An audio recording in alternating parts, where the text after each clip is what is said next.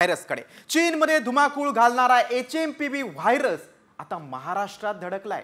नागपूरमध्ये या व्हायरसचे 2 रुग्ण आढळलेत। विशेष म्हणजे दोन्ही रुग्ण हे लहान मुलंच आहेत, त्यामुळे पालकांना आपल्या मुलांची अधिक काळजी घ्यावी लागणार आहे। यामुळे मात्र राज्य सरकार आता अलर्ट मोडवर आलंय।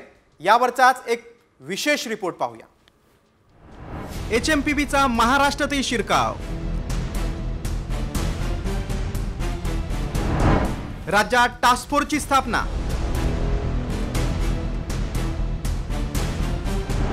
एसटी रेल्वे अलर्ट मोडवर,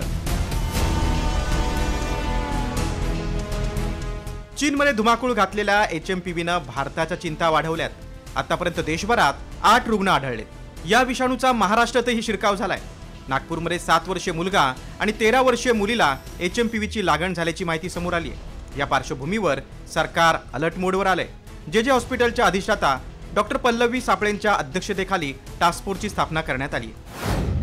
त्यामुळे हा विषाणू जो आहे, हा विषाणू आपल्यासाठी फारसा म्हणजे फारसा इतका गंभीर घेण्यासारखा नाही, परंतु तरीही काळजी घेणं, अत्यंत चांगल्या पद्धतीने पेशंट्सला सुद्धा योग्य पद्धतीच्या ट्रीटमेंट्स देणं, यासाठी आरोग्य विभाग आणि वैद्यकीय शिक्षण विभागाच्या माध्यमातून केंद्र शासनाचे जे सगळे निर्देश असतील त्या सगळ्या निर्देशांना अनुसरून आपण अतिशय चांगल्या पद्धतीने काम करतोय।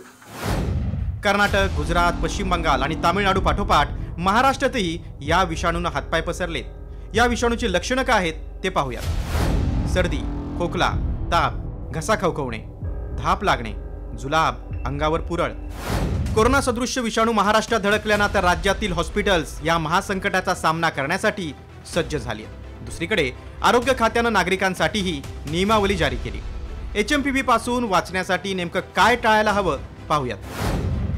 डोळे, नाक आणि तोंडाला स्पर्श करणं टाळा। कुणाशी हस्तांदोलन करू नका। सार्वजनिक ठिकाणी थुंकू नका। ताप, खोकला आणि शिंका येत असल्यास गर्दीच्या ठिकाणी जाऊ नका। डॉक्टरांच्या सल्ल्याशिवाय औषधं घेऊ नका। कोरोना संसर्गामुळे तब्बल 5.5 लाख लोकांचा जीव गेला।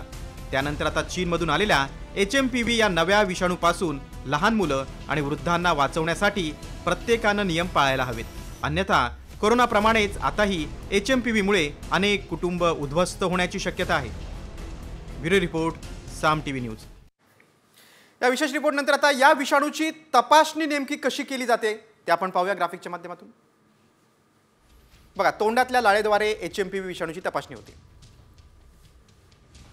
जी पूर्वी कोरोनाची देखील व्हायची। पुण्यातल्या राष्ट्रीय विषाणू विज्ञान संस्थेत देखील नमुने पाठवले जातात, तिथे तपासणी केली जाते। ताप, सर्दी, खोकला आणि तोंडात जास्त प्रमाणात लाळ तयार होते। HMPV विषाणूवर सध्या कोणतीही लस उपलब्ध नाहीये, अँटीबायोटिक देखील उपलब्ध नाही, त्यामुळे चिंता आहे। HMPVच्या लक्षणानुसार आता औषधं दिली जात आहेत। HMPV बाबतच्या एक महत्त्वाच्या बातम्यांचा वेध घेतल्यानंतर आता आपण राज्यातल्या इतर बातम्यांकडे वळूया। राजकीय वर्तुळातून एक महत्त्वाची पहिली बातमी। बीडच्या मस्साजोगचे सरपंच संतोष देशमुख हत्या प्रकरणी भाजपचे आमदार सुरेश धस यांनी आणखीन एक गंभीर आरोप केलाय। दलित व्यक्तीला मारहाण करताना देशमुखमध्ये पडल्यानं त्यांची हत्या करण्यात आल्याचा आरोप धस यांनी केलाय। तसंच देशमुख यांच्या हत्येचा व्हिडिओ बनवण्यात आल्याचा देखील दावा धस यांनी केलेला आहे। तसंच आरोपींचा तेरे नाम करा अशी मागणी धस यांनी केलेली आहे। गावच्या दलिताच्या पोराला मारलं, वॉचमनला, म्हणून त्याला मारू नका म्हणायला गेला, एवढंच एक चूक आहे त्याची। दुसरी कसल्याही प्रकारची चूक त्याची नाही। म्हणून हे जे त्याला मारलं गेलेले, अतिशय ब्रुटली मारलं गेले, अतिशय निर्गुण खून लागला पाहिजे। 302 मध्ये गेले पाहिजे, एकटेच राहिले पाहिजे आणि पूर्ण यांचा तेरे नाम झाला पाहिजे। तेरे नाम पिक्चर बघितला ना तुम्ही, त्याच्यातला जो सलमान खान आहे तशी ह्यांची अवस्था झाली पाहिजे। हे तेरे नाम सारखे पागलवाणी हिंडले पाहिजेत, अशा पद्धतीची यांची अवस्था आपल्याला त्या ठिकाणी करायची। आणि तुम्ही जे इथे आलात खूप। आता धनंजय मुंडेंच्या प्रतिक्रियेकडे आपण वळूया। साम टीव्हीच्या बातमीवर शिक्कामोर्तब झाले, कारण धनंजय मुंडेंनी राजीनामा दिलेला नाही अशी बातमी साम टीव्हीनं सर्वात आधी दाखवली होती। खुद्द धनंजय मुंडेंनीच आपण राजीनामा दिला नसल्याची सर्वात पहिली प्रतिक्रिया साम टीव्हीला दिली होती। आणि मंत्रिमंडळ बैठकीसाठी दाखल होताच धनंजय मुंडेंनी त्याचा पुनरुच्चार केलाय। धनंजय मुंडेंनी अजित पवारांची भेट घेतल्यानं राजीनाम्याच्या चर्चा सुरू झाल्या होत्या, मात्र धनंजय मुंडेंनी साम टीव्हीशी बोलताना त्या फेटाळून लावल्या होत्या।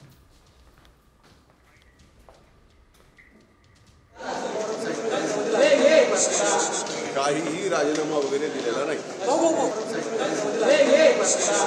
काहीही राजीनामा वगैरे दिलेला नाही. दुसरीकडे धनंजय मुंडेंच्या राजीनाम्याच्या मागणीवर विरोधक अगदी ठाम आहेत. नैतिकतेच्या आधारावर धनंजय मुंडेंनी राजीनामा द्यावा अशी मागणी खासदार सुप्रिया सुळेंनी केली आहे. तर धनंजय मुंडेंचा राजीनामा घेतल्याशिवाय स्वस्थ बसणार नाही असा निर्धार माजी खासदार संभाजीराजे छत्रपतींनी केलाय.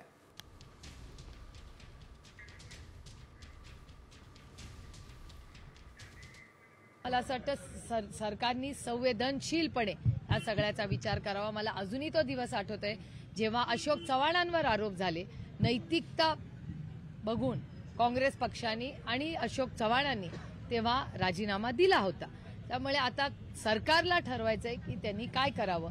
धनंजय मुंडे नाव घेऊन सांगतो, धनंजय मुंडे हे सगळे माणसं कोणाचे आहेत? हे त्यांचेच आहेत आणि स्वतः ते मान्य करतात. हो, वाल्मिक कराड हा माझा जवळचा जिव्हाळ्याचा आहे. माझे सगळे धंद्यातले सगळे धागे किंवा आमचे एकत्र अकाउंट्स आहेत, बिझनेसचे अकाउंट्स आहेत. माझा वटमुक्त्यार तो आहे.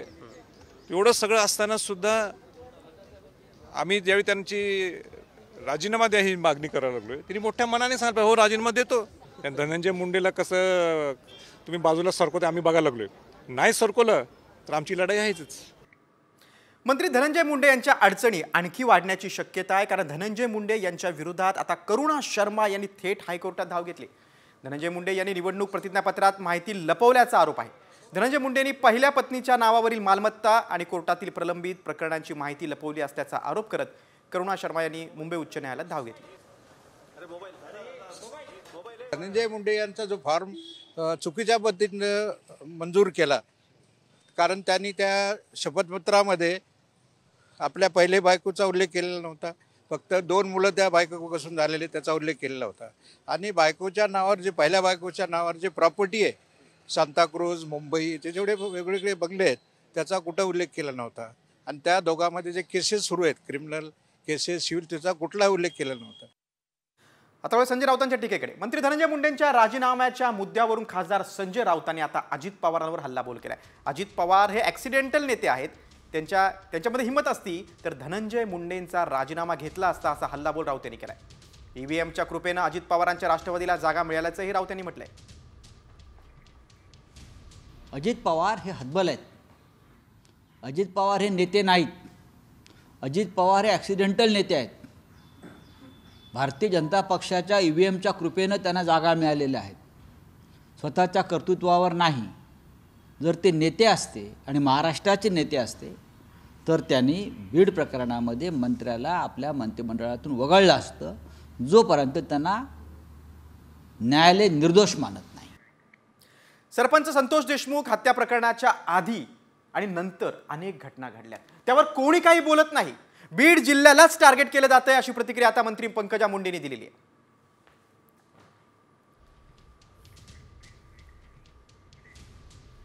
त्या दिवशी अशी घटना जिथे घडली त्याच्या 2 दिवस आधी, त्याच्या 2 दिवस नंतर, त्या क्षणाला या राज्यभरामध्ये कितीतरी घटना घडल्या आहेत, त्याच्याकडे आपण वळूनही पाहत नाहीये. बीडचं राजकीय पर्यावरण जे झालं, प्रदूषण जे झालंय ते सुधारण्यासाठी काय प्रयत्न? ते सुधारावं. अजित पवार यांनी सुधारतील आणि देवेंद्र फडणवीस हे सुधारतील असं ओव्हरऑल वातावरण आता दिसतंय. आणि जर ते सुधारणार असतील तर माझी सर्वस्वी त्यांना साथ राहील. आणि ते बिघडले असंही म्हणायला माझं मन जड होतं, कारण मी राज्यभरातल्या घटनांचाही आढावा घेते. त्यावर आपण नंतर कधी बोलू. बीडलाच फक्त टार्गेट का असा सवाल पंकजा मुंडेंनी केलाय. दुसरीकडे भाजपचे आमदार सुरेश धस यांनी हे सगळं प्रकरण लावून धरले, त्यांनी उपमुख्यमंत्री अजित पवारांची भेट घेतलेली आहे. सरपंच संतोष देशमुख हत्या प्रकरणी सुरेश धस यांनी आता आक्रमक भूमिका घेतलेली आहे. या प्रकरणी मंत्री धनंजय मुंडेंच्या राजीनाम्याची मागणी सातत्यानं धस यांनी लावून धरलेली आहे. कालच धनंजय मुंडेंनी अजित पवारांची भेट घेतली होती, मात्र अजित पवार मुंडेंचा राजीनामा घेणार नसल्याचं समोर आलंय.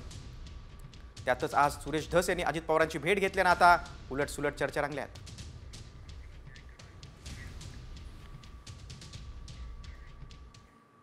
सरपंच हत्या प्रकरणी आता ठाकरे गटाचे खासदार संजय राऊत यांनी एक ट्विट केलेलं आहे. संजय राऊतांनी फडणवीस, शिंदे, अजित पवारांचा एक फोटो पोस्ट केलेला आहे.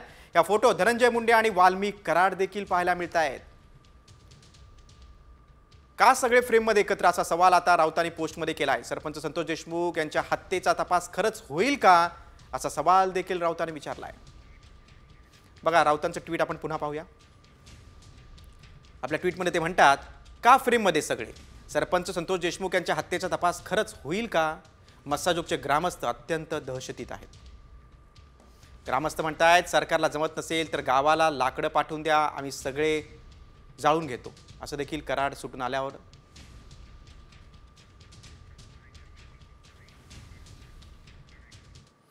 राऊत यांच्या ट्विटनंतर वळूया पुढच्या बातमीकडे. धनंजय देशमुखांना न विचारता मुंडेंविरोधात याचिका दाखल. याचिकेत चुकीचा मजकूर टाकल्याचा आता दावा करण्यात आलाय. धनंजय देशमुखांनी फोनवरून वकिलांना जाब विचारलेला आहे. देशमुख कुटुंब आज रात्री आता मुख्यमंत्र्यांची भेट घेणार आहेत. मुंडेंविरोधात न विचारता याचिका दाखल केली. याचिकेत चुकीचा मजकूर टाकल्याचा दावा संतोष देशमुखांचे बंधू धनंजय मुंडेंनी केलेला आहे. आणि आता देशमुख कुटुंब मुख्यमंत्री देवेंद्र फडणवीस यांची भेट घेणार आहेत. बीड प्रकरणासंदर्भातल्या आपण सगळ्या बातम्या पाहिल्या. आता वळूया पुढच्या बातमीकडे. बातमी आहे 2025 मधील सर्वात मोठ्या घोटाळ्याची. टोरेस कंपनीनं गुंतवणूकदारांना 500 कोटींचा गंडा घातल्याचं समोर आलंय. यानंतर गुंतवणूकदार आक्रमक झालेत. मुंबईतील दादरमध्ये टोरेस कंपनीच्या कार्यालयाबाहेर गुंतवणूकदार आक्रमक झाल्याचं पाहायला मिळालं. गुंतवणूकदारांनी कंपनीविरोधात जोरदार घोषणाबाजी केली. टोरेस कंपनी चालक गुंतवणूकदारांचे पैसे घेऊन फरार झालाय. कंपनीची राज्यातील कार्यालय देखील बंद झाली आहेत. त्यामुळे गुंतवणूकदारांमध्ये आता संतापाची भावना आहे.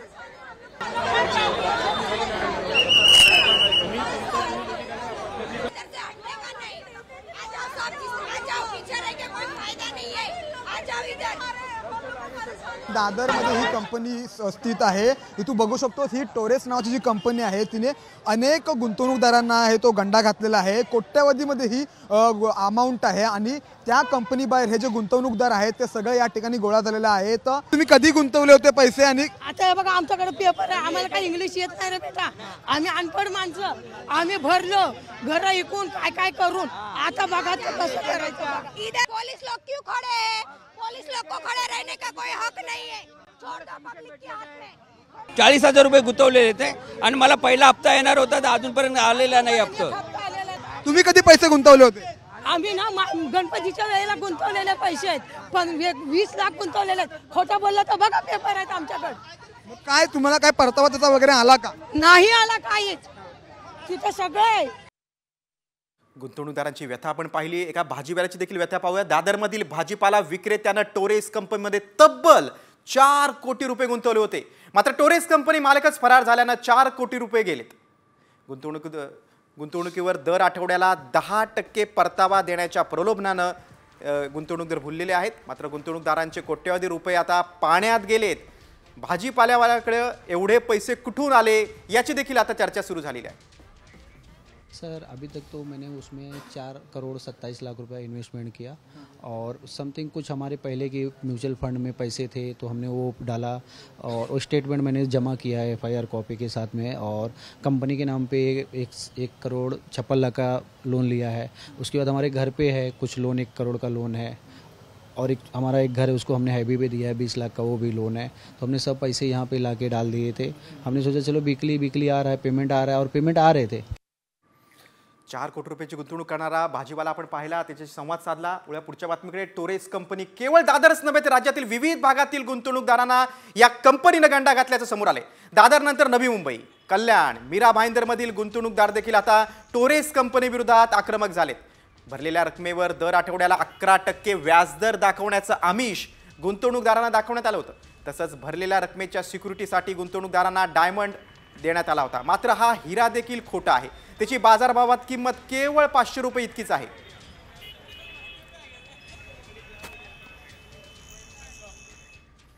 नवी मुंबईतली टोरेस कंपनीचं कार्यालय सोमवारी बंद दिसल्यानं गुंतवणूकदारांनी आता एकच गर्दी केलेली आहे. याची माहिती मिळताच आता मीरा भाईंदर पोलिसांनी सतर्कता दाखवत नवी मुंबईतील टोरेस कंपनीचं बँक खातं गोठवलं.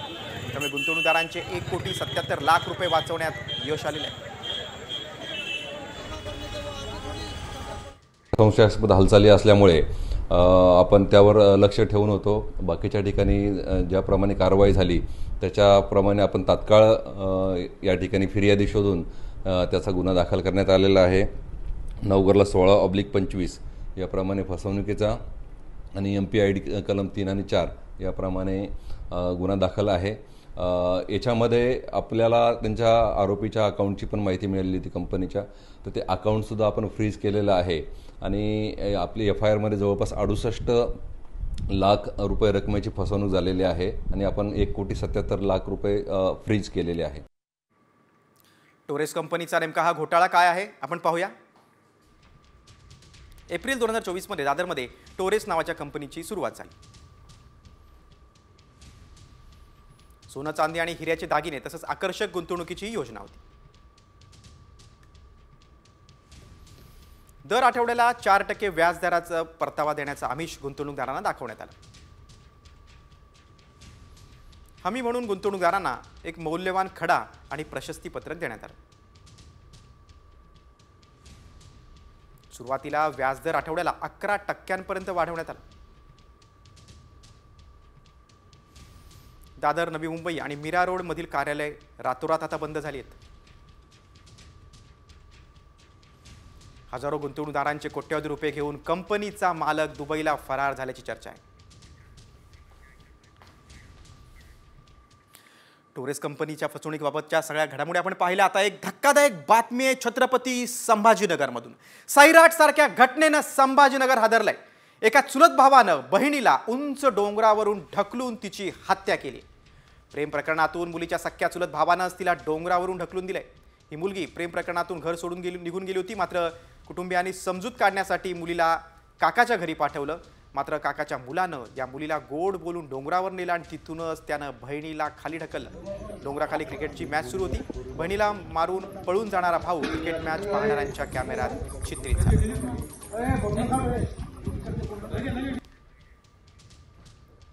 गावातील एका मुलासोबत अफेअर होतं आणि त्याच्यासोबत ती निघून गेली होती. तिच्या घरच्यांनी तिच्या काकाकडे म्हणजेच ऋषिकेश शेरकर यांच्या घरी वळदगाव येथे पाठवलं होतं तिचं मन परिवर्तन होण्यासाठी. आणि मुलगा दुसऱ्या जातीतला असल्यामुळे ऋषिकेशला त्याचा राग येत होता. खवड्या डोंगर नावाचा एक डोंगर आहे, त्याच्या कपारीवरतून तिला वर नेऊन दरीमध्ये ढकलून दिले. पुढची बातमी आता मुंबईतून. दादर रेल्वे स्थानकात तरुणीचे केस कापणाऱ्या संशयिताला पोलिसांनी ताब्यात घेतले. दादर रेल्वे स्थानकात तरुणीचे केस कापून तो फरार झाला होता. CCTV फुटेजच्या आधारे पोलिसांनी त्याचा शोध घेतलाय. भरगर्दीत घडलेल्या या प्रकारामुळे मात्र महिलांच्या सुरक्षेवर सवाल उपस्थित केला जातोय.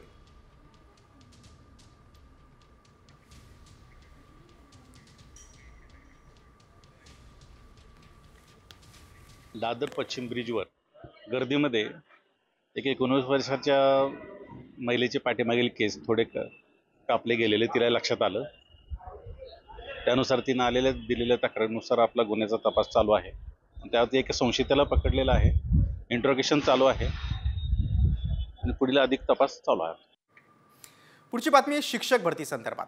राज्यातील शाळांमध्ये लवकरच आता दुसऱ्या टप्प्यातील शिक्षक भरती केली जाणार आहे. शालेय शिक्षण मंत्री दादा भुसे यांनी या संदर्भात माहिती दिलेली आहे. पवित्र पोर्टलच्या माध्यमातून ही भरती करण्यात येणार आहे. मुंबईत शाळा संस्था चालकांच्या प्रतिनिधींसोबतच्या बैठकीत दादा भुसेंनी ही घोषणा केली.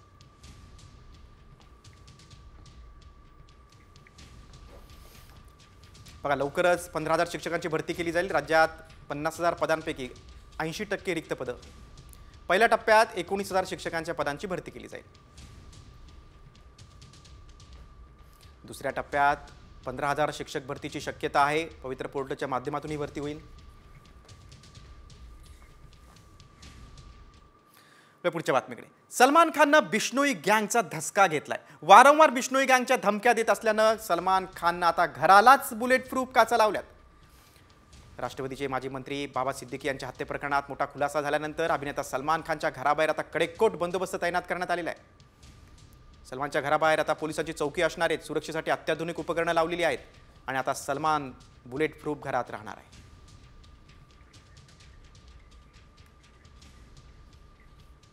बघा, सलमान खानच्या घराबाहेर कडेकोट सुरक्षा व्यवस्था आहे, कारण बिश्नोई गँगचा धसका त्यानं घेतलाय.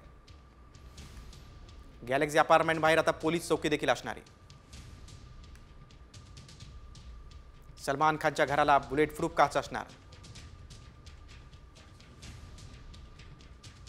सुरक्षेसाठी अत्याधुनिक उपकरणांचा वापर. सरकारकडून सलमानला Y+ दर्जाची सुरक्षा व्यवस्था आहे.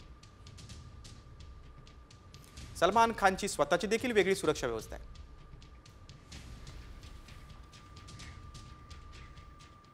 आता मुख्यमंत्र्यांनी केलेल्या सूचनेकडे. गतिमान कारभारासाठी मुख्यमंत्री फडणवीस यांनी सर्व मंत्र्यांना सूचना केली. आता दर आठवड्याला किमान 3 दिवस मुंबईत थांबा. लोकांच्या कामासाठी आठवड्यात 3 दिवस मंत्रालयात भेटा अशी सूचना आता मुख्यमंत्र्यांनी केली. आठवड्यात किमान 3 दिवस मुंबईत थांबा अशी महत्त्वाची सूचना मुख्यमंत्री देवेंद्र फडणवीस यांनी केलेली आहे. गतिमान कारभारासाठी मंत्र्यांना त्यांनी आदेश दिलेले आहेत. उरलेल्या दिवसात मतदारसंघातील कामांचं नियोजन करा असं मुख्यमंत्र्यांनी म्हटलंय. बघा, दर आठवड्यात किमान 3 दिवस मुंबईत थांबा अशी सूचना आहे. लोकांच्या कामासाठी आठवड्यात किमान 3 दिवस मंत्रालयात भेटा. उरलेल्या दिवसात मात्र मतदारसंघातील कामांचं नियोजन करा अशी सूचना आहे. गतिमान कारभारासाठी मुख्यमंत्र्यांचे हे मंत्र्यांना आदेश आहेत. बातमी आता पुढची लोकल ट्रेनबाबतची. लोकलमधील फुकट्यांची आता काही खैर नाही, कारण विना तिकीट प्रवास करणाऱ्यांविरोधात रेल्वे प्रशासनानं कडक पावलं उचलली आहेत. आता प्रवास श्रेणीनुसार दंड वसुली करण्यात येणार आहे. यामध्ये आता जनरल क्लाससाठी 500 रुपये, फर्स्ट क्लाससाठी 750 रुपये, तर AC लोकलसाठी 1000 रुपयांचा दंड आकारण्यात येणार आहे. त्यामुळे तिकीट काढूनच प्रवास करा. जर तुमच्याकडे तिकीट नसेल तर तुम्हाला दंड भरावा लागेल. जनरल क्लाससाठी 500 रुपयाचा दंड असणार आहे. फर्स्ट क्लाससाठी 750 रुपये प्लस GST देखील लागेल. AC लोकलसाठी देखील 1000 रुपये प्लस GST. आता एक धक्कादायक आणि पालकांची चिंता वाढवणारी बातमी आहे. एका 8 वर्षीय विद्यार्थिनीचा हार्ट अटॅकने मृत्यू झालाय. 3रीच्या विद्यार्थिनीला शाळेतच हार्ट अटॅक आलाय. ही मुलगी शाळेत आली असता त्यावेळी तिची तब्येत चांगली होती. शिक्षिकेला पुस्तक दाखवण्यासाठी ही विद्यार्थिनी उभी राहिली, मात्र त्याच वेळी ती बेशुद्ध होऊन कोसळली. शिक्षिकेनं या विद्यार्थिनीला तातडीनं रुग्णालयात दाखल केलं, मात्र डॉक्टरांनी तिला मृत घोषित केलं. कर्नाटकच्या चामराजनगर इथे ही दुर्घटना घडली आहे. देशातील लहान मुलांमध्ये हृदयविकाराच्या वाढत्या संख्येने आता सर्वांनाच चिंतेत टाकलेले आहे. आतापर्यंत पालक मुलांच्या हृदयविकाराच्या झटक्याबद्दल निश्चिंत असायचे, पण आता अशा घटनांनी पालक देखील चिंता करतात.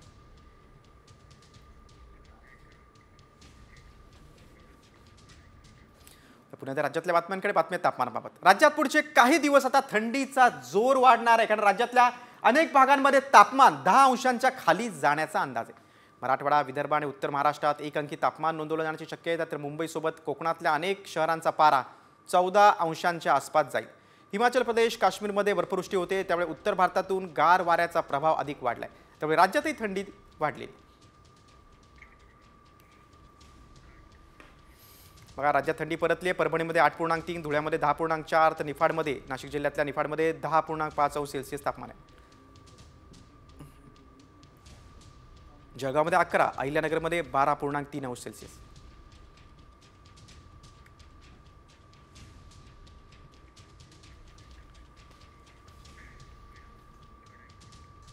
पुढची राजकीय बातमी आता मनसेच्या गोटातून. मनपा निवडणुकीच्या तयारीला लागा असे आदेश मनसे अध्यक्ष राज ठाकरेंनी आपल्या कार्यकर्त्यांना दिलेत.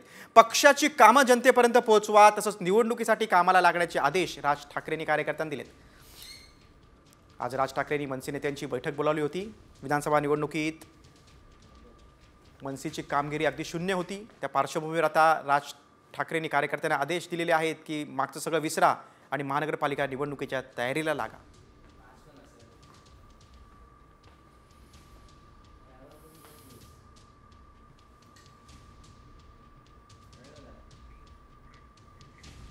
राज ठाकरेंकडून संघटना बळकट करण्याचे आदेश आहेत. विधानसभेत झालं ते विसरा, पालिकेच्या तयारीला लागा असं राज ठाकरेंनी कार्यकर्त्यांना सांगितलंय. लवकरच मनसे पक्ष संघटनेत बदल करण्यात येणार आहे. पालिका निवडणुकीआधी मनसेची एक टीम बनवली जाणार आहे. मनसेची ही टीम राजकीय परिस्थितीचा आढावा घेईल. कोणत्या राजकीय पक्षाची युती करायची यावर देखील ही टीम चर्चा करेल.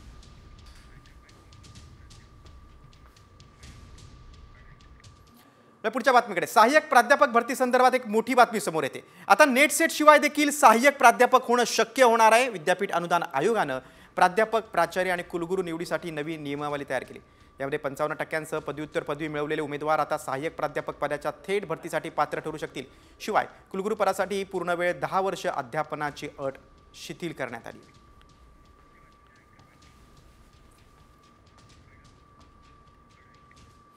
पुढची बातमी आता कोल्हापुरातून. एसटीच्या कंडक्टरमध्ये आता जोरदार हाणामारी झालेली आहे. ब्रेकडाऊन एसटीमधील प्रवासी हे दुसऱ्या बसमध्ये घेण्यावरून ही हाणामारी झालेली आहे. भोगावती बस स्टँड परिसरातील हा हाणामारीचा व्हिडिओ समोर आलाय. या प्रकरणी आता पोलिसांनी गुन्हा दाखल केला आहे. एसटी कंडक्टरमध्ये 2 कंडक्टरमध्ये जोरदार हाणामारी झाली आणि कारण अगदी किरकोळ होतं. कारण ब्रेकडाऊन एसटीमधील प्रवासी दुसऱ्या एसटीमध्ये देण्याच्या मुद्द्यावरून 2 कंडक्टरमध्ये ही भर रस्त्यात हाणामारी झालेली आहे. मात्र या हाणामारी प्रकरणी आता पोलिसांनी गुन्हा दाखल केलेला आहे. कोल्हापूर जिल्ह्यातली ही घटना आहे. भोगावती बस स्टँड परिसरातील ही घटना आहे. कंडक्टरांच्या मारहाणीचा व्हिडिओ आता समोर आला आहे. त्याच्यानंतर आता पोलिसांनी देखील या घटनेची दखल घेतली आणि गुन्हा दाखल केलेला आहे. सगळ्या प्रवाशांसमोरच ही हाणामारी झालेली आणि भर रस्त्यात दोन्ही कंडक्टर एकमेकांना मारत होते.